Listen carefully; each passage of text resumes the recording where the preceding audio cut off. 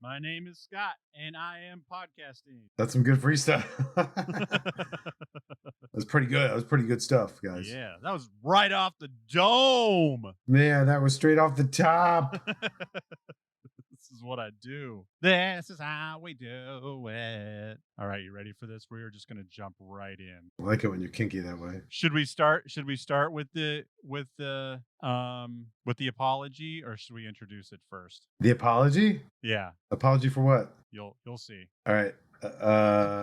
All right, we're going to start with the apology. If you're a huge Doctor Who fan, I'm sorry. And if you think we could and should do better, then tell us what other episodes to watch to really get into it. And if you really, really want us to get into this, then you know what? Join our Patreon and boost that Patreon, and then we'll make a whole Patreon level based on Scott and I finally watching the entire Doctor Who series. Yeah. I'm glad you're doing that. I was actually going to say something. I'm going to apologize. So look, folks, we're reviewing a Doctor Who episode. I am big into nerddom, right? All the things, the Star Wars, the Star Trek, the Marvel, the DC, the Lord of the Rings, all of it. I just, for whatever reason, Doctor Who missed my radar. And it's hard to start these in your elder years, these things that you cherish as a child. Also never gotten a Monty Python that big, which I should, because I'm into goofy comedy of everyone else. Yeah. But for whatever reason, those two never hit me. So those are the two nerddoms that I should like, but maybe I have a hard time appreciating. So I appreciate your apology, Desmond. And I guess let's do it. I grew up in Montana, and the BBC may as well have been terrorist propaganda. Right. Okay. So the original series was just, I think it was banned in the entire state of Montana. And then by the time the second series came out, I was just like, I missed, I don't know where to start. And so, yeah, like Scott, like I'd probably enjoy it if I finally was like, all right, I guess I'm going to watch 200 fucking episodes of Doctor Who and it'll be great. But that is a huge hill to climb in your 40s. I just showed Ari Flash Gordon for her first time. I grew up loving that, but I'm sure for her first time watching it as a 40-year-old, she was like, what the hell is this crap? I was like, this is the best film ever made. So we go into this episode appreciating those. Okay.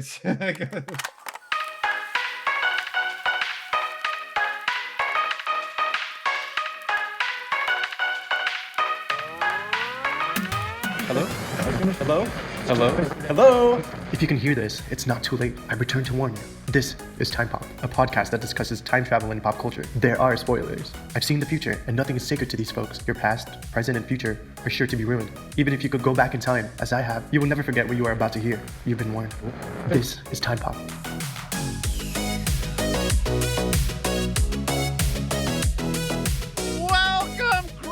As we guide you through the experience of time travel using pop culture as it's about goddamn timey-wimey. We will be your constants. I am Des. And I'm Wimey. And this is Time Pop. Sorry, I cut you off there, Scott. If you still remember what point I'm you were sure. trying to No, make. it probably wasn't. No, there's no points. So this comes to us. First of all, we would thank you, Brendan.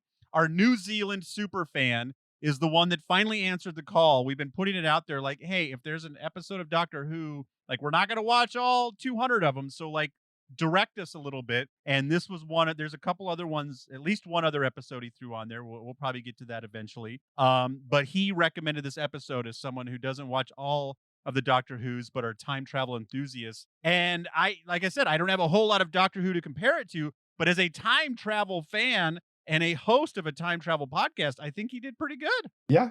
I saw this on a lot of lists. Like, this wasn't the first time I heard of this. When you look up best TV shows, time travel, this comes up. It comes up on lists. And in my research, this is considered one of the best Doctor Who episodes of all time, which makes us want to like never watch Doctor Who. Well, it's okay. Season 3, episode 10, Blink. Check it out. I forget because this is such a beloved show, and I just always assume that the production level is above Buffy the Vampire Slayer. Right. I mean, it depends. There's like campy, like 60s, like Doctor Who, right? And then there's or late 90s, early aughts, and there's like newer series. So the production level probably varies based upon who's gonna be the Doctor. This is a Buffy episode. It's a Buffy, yeah. Like, which is fine. Kelly watches a lot of Buffy. I enjoy watching Buffy with her. Yeah. It's got a CW vibe, right? You know, Yeah. it knows what it is, it knows what its budget is, and it tells a great story within those confines. And yeah, but it is always shocking to me the few times I do like, oh, I should check out a Doctor Who. I'm like, oh yeah, this is a TV show. This is not like, and like today, like if Netflix picked it up or Amazon picked it up, like it would be much higher budget, and we're getting kind of Yeah, and there's newer iterations of this. And I know the guy from Sex Education is now going to be the new Doctor Who. There was a woman on the most recent one. So yeah. This guy was more than a season. I know now, like, it's all about changing doctors every season, but this guy was around for a couple seasons, right? David Tennant. Yeah, he's around for a while. Yeah. Yeah. He ended up being the villain in the what do you call it? The Marvel series. The what's her name? Oh. He was the guy where if like you made eye contact, he can control your mind and stuff. Jessica Jones. Oh, okay. In this episode, we have David Tennant, of course, Freema Agyeman. Oh yeah, she's from I'm having so many brain farts today. The show Sense8. Yes. And Carrie Mulligan, who like yeah, she was like big in the 90s aughts, but I don't remember for what. She was in a Mission Impossible, and like did Tom Cruise use his Scientology connections to destroy her career? Because she shouldn't be winning Oscars, but she should be working. Maybe she took time out. We don't know. All right, I'll look her up just to know. Yeah, I don't know. I was like, oh yeah, Carrie Mulligan. I know her from stuff. Let's see what she's been. Our next podcast is gonna be called "Where is Carrie Mulligan?" Totally, and we're gonna find her. Yeah. So this episode is and it stars Carrie Mulligan. Like David Tennant is a side character in this episode, and so that was another thing too. Not being a fan, I was like, oh, she's been doing a lot of things. Is she in a show with a lot of episodes? She was in The Great Gatsby. She was in A Promising Young Woman 2020. She's in Maestro, which you and I haven't seen because it's probably too good a film. Great Gatsby. She was in Drive, Saltburn. She kind of took time out from like 2011. Oh no, Gatsby was 2013. Okay. Took a few years off. But no, Space. She's got some stuff there. It's more sparse than you would. I mean, Pride and Prejudice. All these films that you and I would just not see. Yeah. When I glanced at it, it just seemed more sparse. She just seems like somebody that should have been on like every episode of NCIS and you know, been in even more movies that I haven't seen. Yeah. So this starts out Carrie Mulligan. It just starts out. She's just in this house. We don't know why. We don't know what she's doing. She's in this creepy old house because what is it? Sadness is what fancy people call happiness, or something like that. She says something like that later in the episode. Oh yeah. And she sees that something's written on the wall behind some wallpaper, and she starts to peel it off, and it has her name, Sally Sparrow, and it's telling her something. It's like, hey Sally, duck, or be careful, or something like that. It's basically talking to her in the moment. Don't blink. Whatever you do, don't blink. Whatever you do, don't blink, and duck.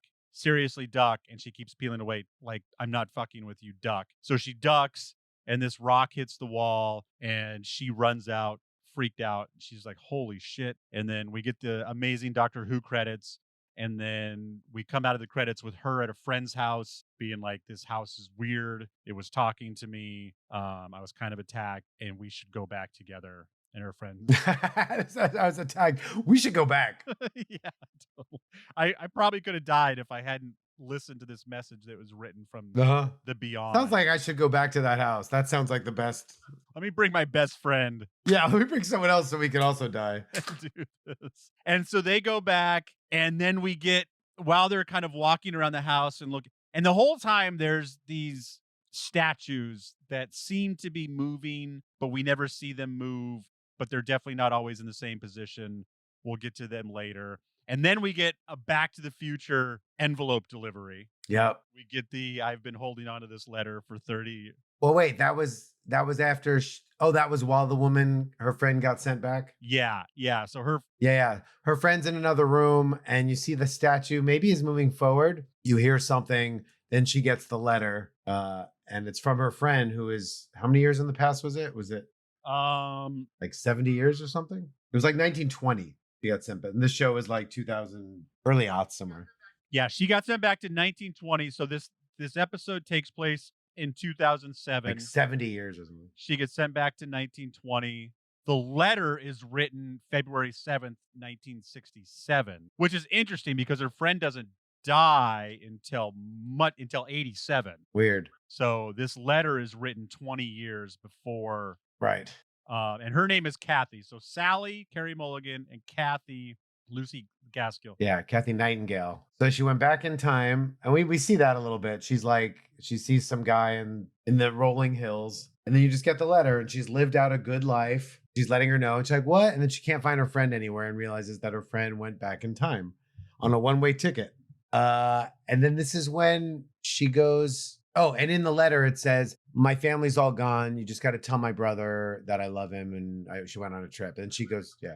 I lived a great, happy, full life. I married the first person I saw. And there's pictures in there too. There's like, it's like, this is definitely me. And of course, she's like yelling the whole time, like, this is a trick. Who is this? Is this? And then we find out also that the guy who delivered the letter is Kathy's grandson. Yeah. Yeah. All right. So yeah. So then she goes to the video store because that's where the brother works. DVD store. Yeah. Oh, first, when we go to, after she runs screaming out of the house and goes to Kathy's house, she walks in and there's like a bunch of TVs all showing the same guy. Oh, that's right. The doctor. And she's like, well, this is weird. And then we almost get to see his penis. Unfortunately, we missed it. Sally got to see his penis. Not the doctor, but the brother. Yeah. Yes. Larry Nightingale. No. Yeah. Larry Nightingale. But we do hear the doctor saying, don't blink on the video. Yeah. And so, so now she goes to the video store to tell her brother, which she doesn't say. She just says she's fine. She comes up with a lot. Yeah. Who's not going to believe her? So she's like, she's went on a trip and she loves you. And you'll never see her again. And yeah, and he's like, oh, I'm working on this thing. You want to see it? And he found 17 DVDs that have these Easter eggs essentially of the doctor with these weird messages with like a one-way conversation. So he's trying to like get to the bottom of the mystery. And anybody out there who wasn't of a certain age in the mid-aughts with a huge DVD collection, you have no idea about these Easter egg DVD menus and how stupid they were. First of all, you guys just have no idea. If you're only streaming stuff, you have no idea how much bullshit is packed onto a DVD. And so sometimes they would have a lot of stuff on there that would be like special features. But then if you like up, down, left, right, BA select started the menu, you would get to a secret thing that was usually, I'm trying to think of some good one, if there was any actual good ones. Do you remember any good Easter egg DVDs? I don't. I know Kevin Smith was big on them. He had a couple of them. Anyways, so these are 17. And are they on every disc of that? Or are they only on... Of the 17, there's 17 random discs. So, but they're on every single, like if it's on Christmas Vacation, it's on every single Christmas Vacation DVD, or single specific Christmas Vacation DVD. I think single specific. But how did no, now that I say it out loud, I think you're wrong, because if he found them all, but they said they were her DVDs. Right. So would they have been on her personal DVD collection? I think that was the idea. So that way, but if he had a copy and she had a copy, then that means they were on both copies of Christmas Vacation. So I think they were. I think, and most people, and this is the kind of shit that would be on there. Like sometimes the hidden stuff would be weird. Like that's the kind of stuff they would hide just to be cute. So it's a one-sided conversation. The brother has been documenting all of it. She immediately, when she confronts one of them, she has a two-way conversation. Did that happen in the video store? It did, right? It did. It did. which doesn't make sense. We'll get into that later. Yeah, that actually doesn't track. Anyway, it spooks her out. She heads out. As she's leaving, the other video store guy, who's super creepy and like this all-knowing, is like, you should go to the cops. Why don't they ever go to the cops? Yeah, he's watching Like he knows? yeah, he's watching some crime. Oh, he's not speaking to her. He's watching No. the movie. Oh, okay. I mistook that. Okay. Yeah. So she goes to the police station. She's telling them her story. And of course, they don't believe her. Thankfully, one cop thinks she's cute. So But was there something weird in that? Was one cop dealing with her and he went up there and she saw a statue and blinked and then a different one came out? Did I misinterpret that? The one that she fell in love with was a different guy yeah. than the one she originally talked to who was going to help her. Right. And they had a moment where she blinks. She sees a statue and her eyes close shut. And then the new guy comes back. And I thought that like time had shifted or a different reality or something. I don't think so. Yeah, one cop was like, well, I can help you in a day or two. And then again, like I said, the other cop is like, oh, she's cute. I'll help her now. Right. Anyway. But why does he immediately take her to... Do you remember the blink though? Yeah, I'm trying to remember the first... He looks at a statue and has a blink, and then you see him. I thought time had shifted, but anyway, maybe it's not important. I'm right here, right now. So you keep talking to the people out there. Okay. So the new cop comes back with information about the house. But he really just wants to ask her out on a date. And she's flirting and they leave each other. And then the statues are in the police parking lot. He's showing her all these cars that have dropped off. Was it the DVDs over the years? Or I forgot what it is they dropped off. So real quick, time doesn't shift, but she just so that we can like realize that these statues are real. Because we find out at the end, jumping all the way to the end, every statue is a potential murderer. So she's kind of waiting. The first cop is like, come back tomorrow. She's like, cool. She walks over to the window. She stares out the window. She sees some statues and she's kind of looking at them. And then she blinks. Then the statues are gone. And so she's like, I'm cracking up now. And then we see a picture from outside the police station. We see that those statues are now on the building she's looking out of where she can't see them. So that's just for us to be like, see that they're moving around. Keep your eye on these statues. Shit's going on. But why does he take her straight to where all the evidence is? Oh, the cars. That's right. It's the address. So yeah, he's like, oh, that address. All of these cars here were found abandoned at that house along with this police call box. Okay. So anyway, the police officer, he leaves her. He's all excited. He's in love. And then he sees statues and he gets sent back in time and but he's sent back to exactly where Doctor Who is. He is sent back to 1969. Yes. And they're right there. And they're like, hey, you're sent back in time. Cool. Hey, you just met this girl to save the universe. We need you to do a job and you have to use your whole life to do it. So real quick, Doctor Who says we're stuck in 1969, as if to say, even if we live for the next 12 months, we'll still be stuck in 1969. Like, that's the way he says it. Like, I think he needs the TARDIS to time travel. So he's just, if he doesn't have his time travel device, he's stuck there. But wouldn't he be alive in 2007 to tell her stuff? Well, if he's 30, maybe. Yeah. I mean, you don't know. He doesn't know at that point, but yeah. I mean, he's a time traveler, so it would make sense. You would think he'd be more resourceful as a time traveler. Yeah, but I forget that time travel stuck. Like, I'm stuck in 1969 means that I'll be here for another week before I solve. When do we want time travel? When do we want it? It's irrelevant. Right. Anyway, he's stuck. So he puts the guy on a mission. And then do we fast forward to the future of her being called him calling her on the phone? Yeah, I think so, right? And we fast forward to her being called on the phone and it's him as an old man. And he's explaining to her that he went back in time that day and he lived a whole life and that he made a DVD company and it has the Easter eggs and that she should watch the DVDs for the answers to her question. I think you already mentioned this, but yeah, he goes back and immediately runs into the doctor. Right. I said that. Yeah. Okay. Sorry. Yeah. So it's weird. I thought I was missing a whole page of notes, but I just started watching the show and stopped taking notes. Yeah. So now it's in the future and she's seeing him as an old guy and he's just saying, hey, watch the DVDs. I spent my whole life making this DVD company, putting in these Easter eggs. I had a good life. Like these two have such a strong relationship from the 15 minutes that they flirted once. Yeah. Yeah, totally. Years ago. Well, for him, a long time ago. Well, and he goes, and it's kind of cool. He goes, "Oh, it was raining the day we met." And she's like, "It's still the same rain." So, like, for her, it's been, a half hour. For him, it's been 30 years. So he says, go watch the DVDs. And instead of just watching them, she decides that she should go get the brother, get a portable DVD player, get the DVDs, go to the creepy house and watch them there. Oh, yeah. Which I'm not sure why that was the decision she should make as opposed to just watching the DVDs somewhere else. Where's the box right now? Did they take it to the house at this point? No, the box never leaves the right. Yeah.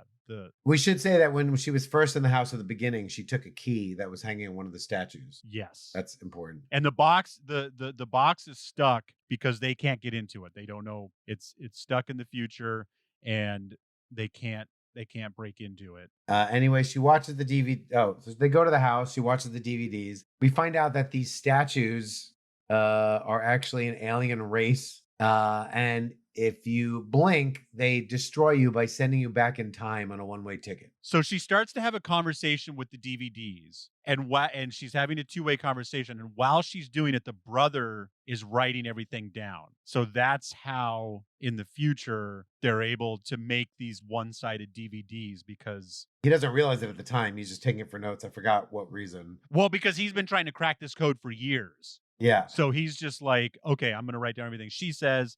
And then, for whatever. I mean, he's just done so much studying that he's willing to write down anything and everything. And so that's how eventually the Doctor gets the second half of this conversation and is able to make the one side of this conversation. And so what, Scott, what makes the statues so special?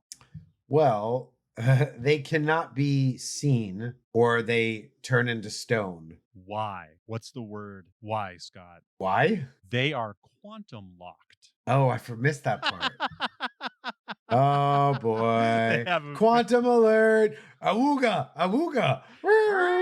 Ba, ba, ba. You said the magic word. So that's their thing. They're a race of being that are quantum locked, and they can't even look at each other. And why are they murderous? I don't know. Maybe they're just so angry from not being able to love. The universe's best assassins. So most of the time when we see them, they're covering their eyes, and that's how they get around not accidentally looking at each other and becoming quantum locked forever. Because if they look at each other, they're fucked. They're quantum lock. Quantum lock. One more time, Pop. Check out patreon.com/soundsawesome. Right now, for $3, you can get 10 exclusive podcasts. That is not $3 per podcast, people. That is $3 gets you the whole library over on patreon.com/soundsawesome.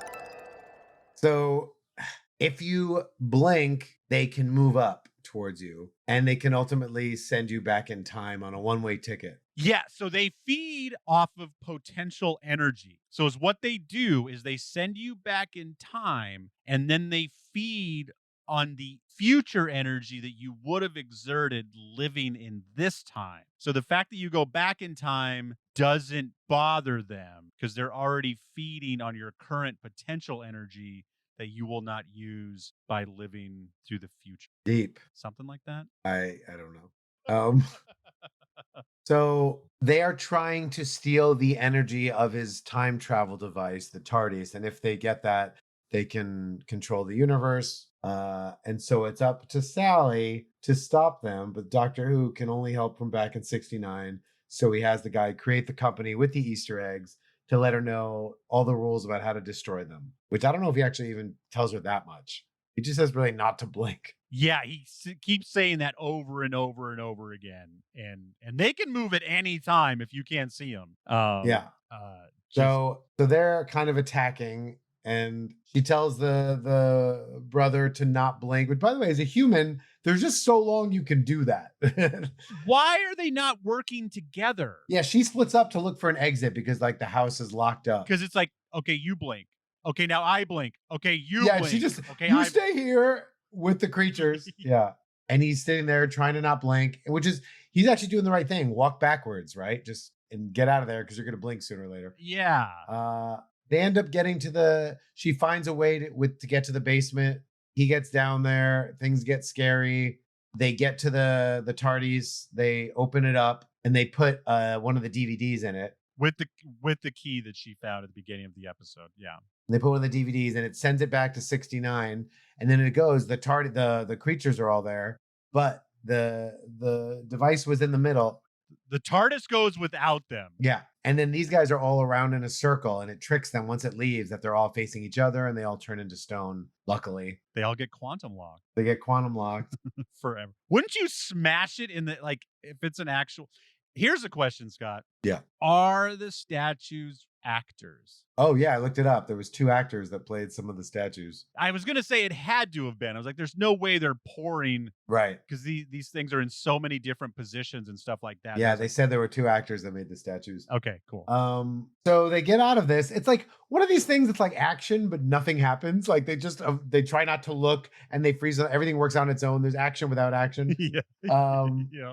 CW action. So then they're fast forwarding like a year. She's working at the video store with him. They're hinting that like he still wants to be in a relationship and something's holding her back. She's still carrying around the documents that he wrote down because she can't let go of what happened. And then she runs into the good doctor just randomly running outside. He doesn't know who she is. She's like, oh, this is the future. This is before you go back. And then, she hands him the papers. She's like, you'll be able to use this one day. Of the full conversation. He's kind of batty and apparently he says a lot of witty, weird, crazy, I don't know what I'm talking about, crazy doctor comments. And then now, as soon as she gives him the document, she's let go and then she holds the guy's hand. She's like, now I'm ready to be boyfriend, girlfriend. Yeah.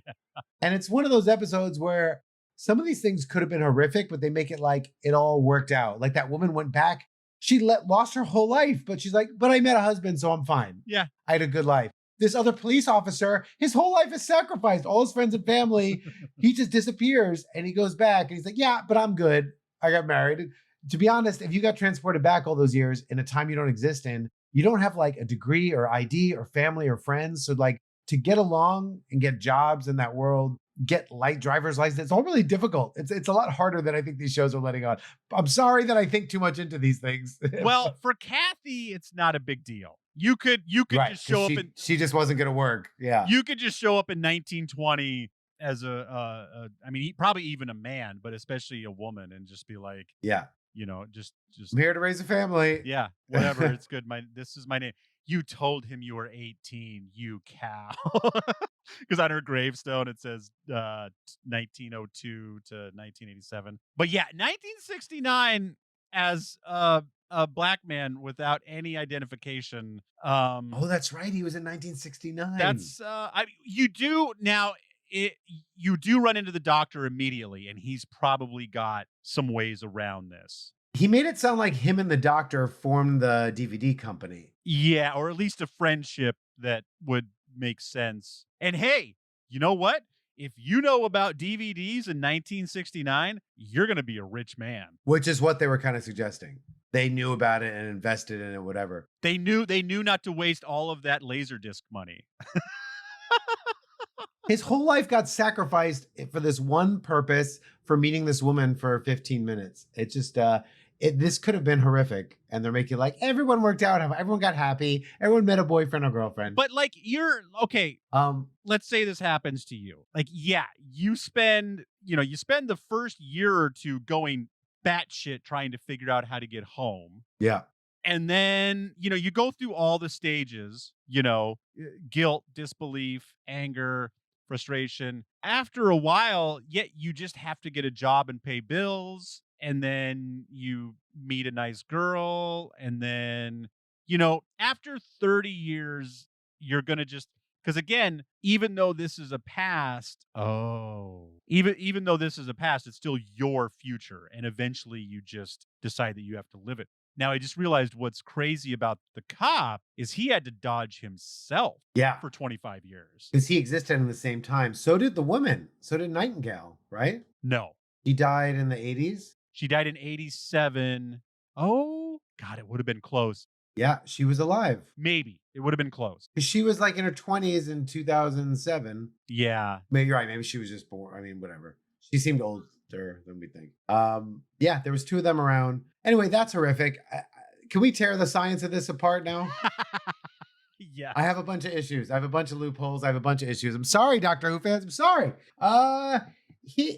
Let's do this chronologically. Okay. The beginning has all those writings on the wall. Yes. We're to assume that Doctor Who wrote those. Yes. He knows the part that was written on the sheet. How does he know about that part? He wasn't watching her in the house. She wrote it in the booklet that she gave. I thought he was just writing their conversation. So this is a bootstrap situation. Okay. So later on, when she gave him the booklet, she had pictures. I think she even had pictures. Okay, so she added more later on. She added every detail. Okay, great. It wasn't just the conversation. It was a stuffed envelope. Okay, so it's a bootstrap paradox. Great. Yeah. Which means it's a loop. Yeah. So that means it's a loop. That means it's always gone on this way, always will. However, we're suggesting in this mission, she sends a time machine to free the Doctor. So he doesn't spend a lifetime building up a DVD company. He assumes he gets that and gets out of it. Again, the Doctor doesn't spend. But that is not. But he leaves the cop behind. Well, he needs the cop to manage the DVD because the Doctor isn't going to spend 30 years CEOing this DVD company. That's ethically questionable. That he's like, we can go back now to our lives. You stay behind. Or are they trying? Doctor Who was the original series in 1969. Are they trying to suggest that like he doesn't have a time, or or that's when he had his adventures? Then I don't know. Anyway, they made it seem like without Sally's help, that thing doesn't go back, and then he lives his life to do the DVDs, but then she sends it back. Unless we're to assume that he just said that, but it's always happened that she did send it back, and he always gets out of it. Maybe that's the case, and maybe that's part of the loop. This is the thing we can chew on a little bit. Yeah. I'm seeing if Wikipedia. Also, when she had the conversation with him at the video store, that's not when they were recording the conversation down. Correct. That was later on. So I'm not sure why that's matching over there. I don't think they went back and remembered everything she said in the video store and then wrote that down later. They weren't thinking about it at the time. So that's a little bit weird. She spent a year, the end of this show jumps forward a year. Yeah. So, it was a pretty short conversation. She could have yeah. It's light little loops, light little issues. And so the past, even though she sends the time machine back, it doesn't erase everything. That's all just part of this. That's how this goes down. All right. I guess the rest doesn't have holes too much, right? It's not holes. It's ethically Swiss cheese, but ethically Swiss cheese. Yeah. But it's timey-wimey wise. I think it works out okay. You would think the Doctor could have taken the police officer back. They could have still went back in time and planted the seeds and then left a little caper, put in the DVD, and not made a guy dedicate his whole life to it. But he had a family, so everything was fine. Yeah, that's something I didn't think about. Billy, the DI, because you have a fucking time machine. You can create these DVDs. You can do whatever you want and still get Billy. You can rescue everybody. Billy. Now, is it because if Billy comes back, he will fuck up Sally Sparrow's future? Or maybe she has to have a specific future that falling in love with D.I. Billy will ruin? Oh, yeah. And then she's a part of the equation, too, that they have to fall in love. Here's another thing. If the Doctor was always going to get his vessel back and be able to be a time traveler again, why could he have not just went to her in the future and personally told her? If this is a loop and it always went this way, why did he have to do these DVDs? Unless they're saying it's linear in that first round, he had to do that to tell her so that she does this. But if it always worked out that way and it's a loop, then he could have just traveled and told her personally. He could have went a day before this happened because you can travel at any point throughout history. You know what I'm saying? You don't have to do this DVD method. You don't have to make this guy sacrifice his life. Yeah, it's because it's clearly a loop. It has to be. Okay, so let's see. So unfortunately, Sally Sparrow never comes back. It doesn't look like, because I was like, well, maybe let's see if she pops up in a few episodes later to, maybe clear up some of these holes. She does. The Weeping Angels come back though. They're in. Oh yeah, at the end we see some more Weeping Angels. 1, 2. No, they're in 5. They're in 5. They're highlighted in 5 episodes. They make cameos in 6 other episodes. Huh. So they're oh my God, there's a video game called Don't Blink. Oh. Can I bring up another thing with you? Yeah. When the scene that I'm concerned about, when she's at the police station, she sees a statue, she blinks. To me, it seemed like one guy said, "I'll help you," and a different guy returned. Also, when she blinks in that scene, wait, there was something else, and I just lost my train of thought. Sorry. Oh, her name. When the guy comes back in this new, she says the wrong last name and then corrects herself. No, she says his last name. Oh. Sally. Oh, I missed that. Okay. Whatever, and that's her just being that's She had feelings. That's TV speak for "I love you." Right. Because that always happens to me when I first meet someone. I always think it's my new last name. Because he was basically like, "You're my new wife." Like, yeah, he was jumping pretty hard. Here's my phone, and she's awesome. She's a very good new age woman. She's just like, "This is not a promise. This is my phone number. This is not a guarantee. This is not an IOU.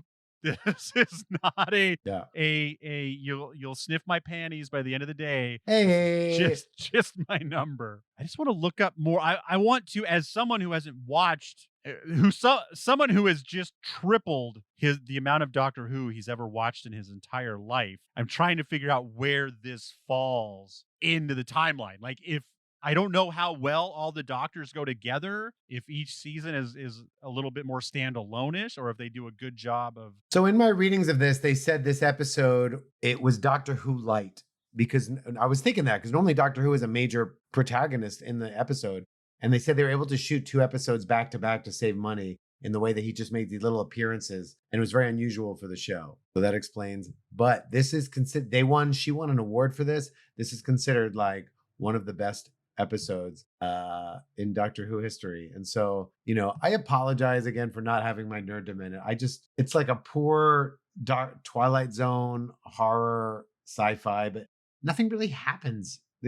Which is why it's perfect for us. It's kind of a standalone time travel episode. Like, yeah, I mean, the whole show is time travel, right? And a lot of standalone. But I don't think every episode is time travel centric. Like, I don't think Doctor Who is I don't think every episode is as timey-wimey as Time Pop would like it to be. But I could be, again, prove me wrong. Tell me why Time Pop isn't just the Doctor Who show. What does this say? Oh, fuck you. It was just a really, I don't know if it's the quality of the episode or if it was the plot. And the fact that this is the best one, it makes me cautious of watching any future Doctor Who episodes. Well, I think this is because, like I said, since it's not... every episode isn't so time travel centric, I think that's why this one is highlighted so much, because I think, a lot of people like the Doctor, but I think a lot of people also like time travel stuff, and this really highlighted that. But you're right. The fact that Sally Sparrow never fucking comes back, or at least it doesn't even sound like there's references to her in any other episode. Like, here's... Yeah, no, it's a standalone. I thought a lot of the series was standalone. That was my understanding. It's hard for us to think back then because shows are so binge watchy now. Yeah. I was just watching, we've been watching Young Sheldon in the morning just because, I don't know, I just like watching something that isn't offensive to Cormac and keeps noise on in the background. And fucking Young Sheldon has a previously on before every episode. This is a stupid, in our current day and age, it's not even 24 minutes anymore, a 19-minute TV show, and they have it previously on before every one. Yeah. Okay, season 1, season 2. Oh, geez. Okay, let's jump ahead. What are you looking for? You think if she comes back? She doesn't come back. I'm just looking at a major timeline here. Wow. And yeah, this is like for all 50 seasons of Doctor Who, they just have a few highlights per season, and the only highlight for season 3, 2007 is Blank is consistently cited as one of the most popular episodes in the history of the series, even though the Doctor is largely absent from the majority of the episode. It's just, you would think a time travel show would take it more seriously. Again, it's suggesting it was linear first, but it has to be a loop, because the only way he warned her and she doesn't get smacked in the head is because he got the documents from her. So it's a loop, but yeah, let's move on from things. I like it. I like it a lot. I can't argue with Scott, but the fact that we watched one episode of a 300 episode series, the best episode apparently. I am with you that I wish, what would make me more interested in this show immediately is if these characters seem to pop up anywhere or even cited. Like, I understand maybe you can't get these actors back, but like the fact that in a future episode it's not mentioned, like, oh, this was also in the booklet that Sally Sparrow gave me. She was trying to tell me this, but she incidentally told me that this is also going to happen in 2006. And so I can use that information as a Time Lord. Time Lord. Time Lord. There's 238 episodes, Scott. All right, better get started. Are you ready to do this? Do it. If we can get 238 new Patreons by the end of this year, we'll start. This is what I want to do. And I'm stealing this from a different podcast. And if we actually get a chance to do it, I will say who I'm stealing this from. But I want to do a classic Doctor Who and a new Doctor Who. So we would do them together. So we would watch episode 1 of the classic and episode 1 of the revived. And then they reboot the same episodes? No, but it would still just be a fun, from watching a show from 1964 and a show from 2007 or 2005. They're fun. Wouldn't that be fun, Scott? Isn't that fun? Yeah. It's just fun. We could also just like rip our toenails off and feed him to piranha. Wow. Who knew Doctor Who was gonna break Scott? This is a show I like, I would love a reason to watch these. I'm not gonna just for no reason just decide that I need to watch these 300 episodes of TV. Like, if Kelly got super into it, I'd do it. If I had someone come out of the woodwork that said they wanted to do a Doctor Who podcast, awesome, I would do it. But I just I'm not going to carve out this time, because as fans of our network know, I'm already working my way through the Wheel of Time series, the books and the TV show. And that is like reading the King James Holy Bible 4 times in a row and also watching a TV show and then talking about it. Yeah. It's not because I'm lazy, people. It's because I only have so much time in my life for epicness. Oh, you know what I do want to look? I just want to look at one more thing before we know what time it is. Before we know what time it is. I think it's going to be an early time. I was going to say, I think Scott's going to be in the AM on this one. Thank you for listening to Time Pop. Want more Time Pop? Check out patreon.com/soundsawesome. That's patreon.com/soundsawesome. Need a new way to listen to Time Pop, Thank the Light, and Movies Are Us? We are now on YouTube at What Sounds Awesome. That is YouTube at What Sounds Awesome. Follow us at Time Pop Pod. That is time_pop_pod on Instagram, Twitter, and TikTok. Send questions, comments, and recommendations to timepoppod@gmail.com. That is timepoppod@gmail.com. Need more podcasts to listen to while you wait for the next episode of Time Pop? You can find our lineup at whatsoundsawesome.com. That's whatsoundsawesome.com. Or you can find these podcasts wherever you find fine, free podcasts. We have Movies Are Us, All the Answers, Truth Not Trends, Thank the Light, That Fitness Couple, and the Uncensored Pharmacist Podcast. That is health and fitness, comedy, spirituality, health and medicine, movies, the Wheel of Time, and just good conversation all the way around. Get all your needs met at whatsoundsawesome.com or wherever you find fine, free podcasts. So they're questioning if I would time travel back. I mean, this was against their will. It says time travel is like a way to kill somebody. Just kill them. Why are you sending them back in time? What a weird choice for an assassin. It reminds me of my dad had told me about this movie in the 50s that he thought was so scary.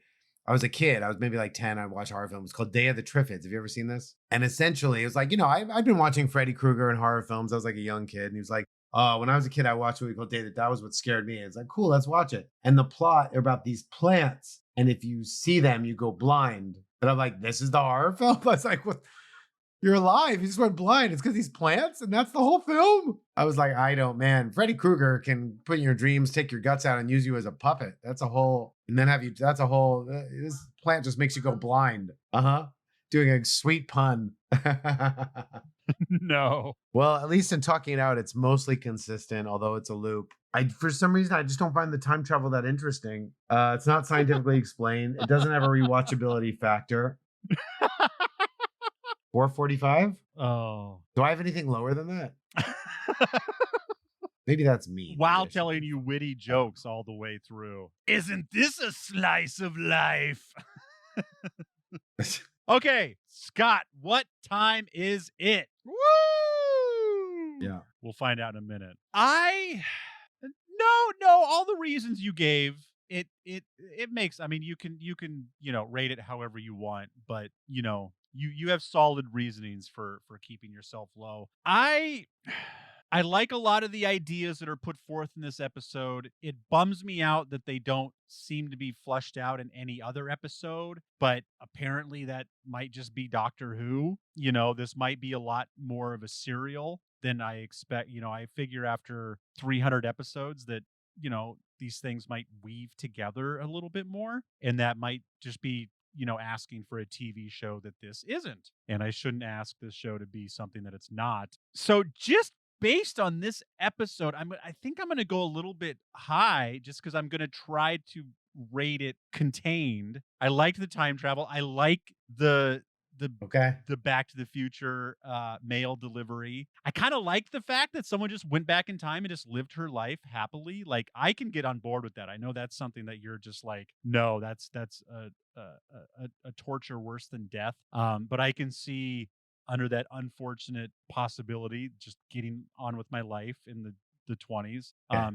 Knowing I got World War II to look forward to, that's not awesome. Can you tell me what my lowest is? Because it's probably not as bad as whatever I've given the lowest. To use DVD Easter eggs as a plot point is just too... Not even. It is so 2007 that is a time capsule in and of itself. I'm just going to go straight across 6 o'clock because I don't hate it. I don't love it. If it tied in with other it seemed to tie in with other Doctor Who's, I'd go higher. But all I right, like so I'll give this 5. Well, actually, shoot. Single Xanadu probably episode that we watched has more going on than this. To just total middle of the road it. You're still feeling good about your 445. What does Xanadu have? 445.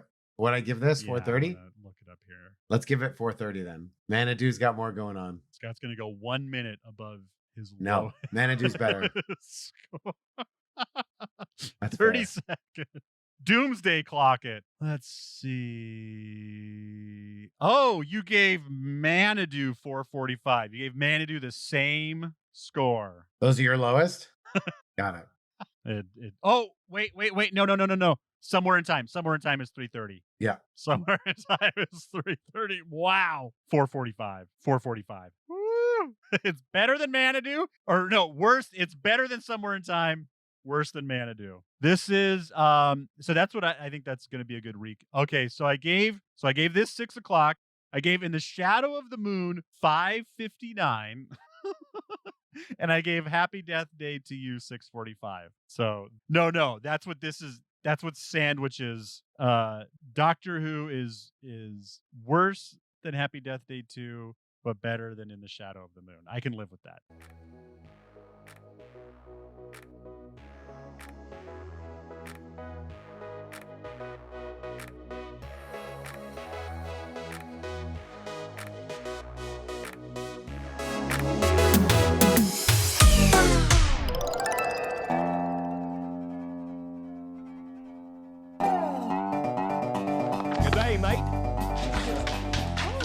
Got the wiener schnitzel.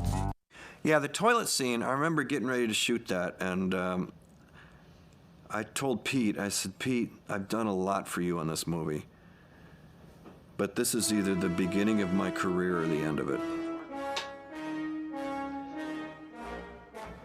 And he goes, no, man, it's going to be great. It's going to be absolutely great.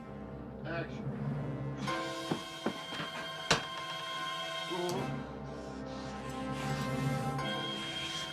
So I get on the toilet, and, when you're in a movie with Jim Carrey, you don't hold back.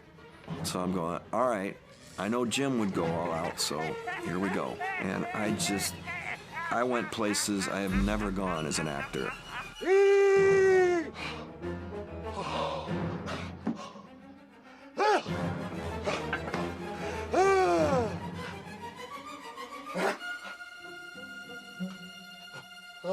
You can actually see, and he used one of the close-ups where you know how when you do that to your head, you can get all the blood in your head or something happens. I almost passed out.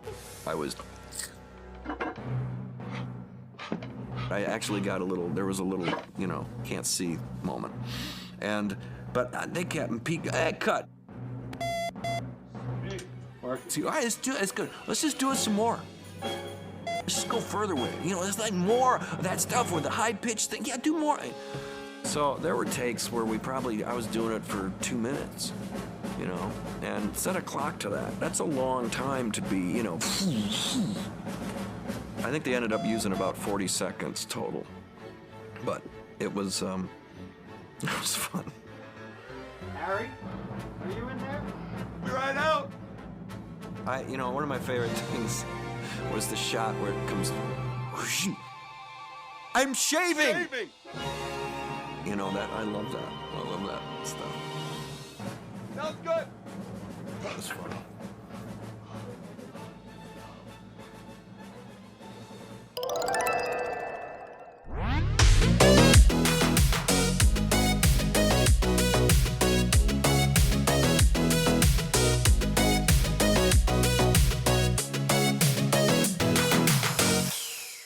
Mixed and edited by Desmond McNeese for We Mixed It, LLC. Go to whatsoundsawesome.com. Hey, want to hear the most annoying sound in the world? The most annoying sound in the world was a complete ad lib by Jim. He just threw that at me, and you can kind of see me going, "What are you doing?" Oh yeah, okay, I can do that. Annoying sound just totally surprised and shocked me, and I just freaked and didn't know what to do except stay angry because it was just so funny to me. That's really horrible, isn't it? It was Jim just throwing something in.